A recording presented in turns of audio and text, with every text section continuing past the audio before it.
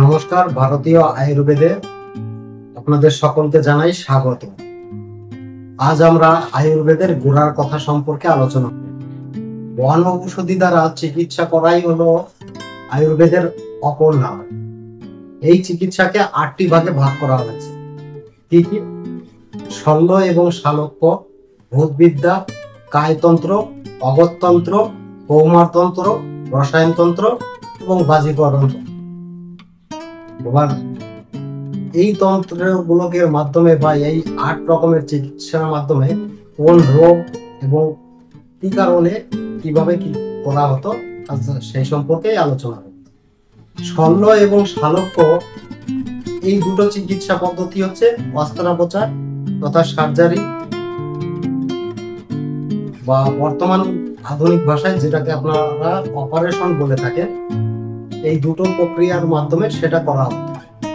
ভূতবিদ্যার মাধ্যমে গ্রহাবেশ জাতীয় যে সমস্ত রোগ ছিল তার চিকিৎসা। কায়তন্ত্র এবং রসায়নতন্ত্রের মাধ্যমে জ্বর, জ্বরাদি, ব্যাধি এই সমস্ত রোগের চিকিৎসা করা হতো। কৌমারতন্ত্র রোগের মাধ্যমে প্রসূতি রোগ, শিশু পালন, ব্যাধি এই সমস্ত রোগের চিকিৎসা করা হতো।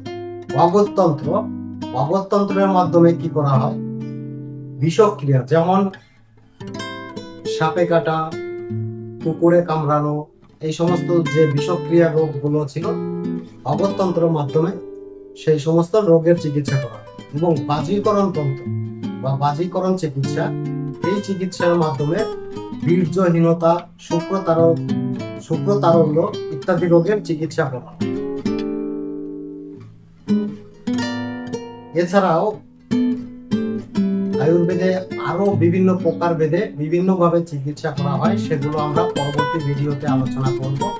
নমস্কার, ভালো থাকবেন, সুস্থ থাকবেন, চ্যানেলটিকে সাবস্ক্রাইব করবেন এবং শেয়ার করবেন, যাতে করে সমগ্র বাংলা তথা সমগ্র ভারতবর্ষে পুনরায় আয়ুর্বেদের চর্চা করতে মানুষ সক্ষম হয়। নমস্কার।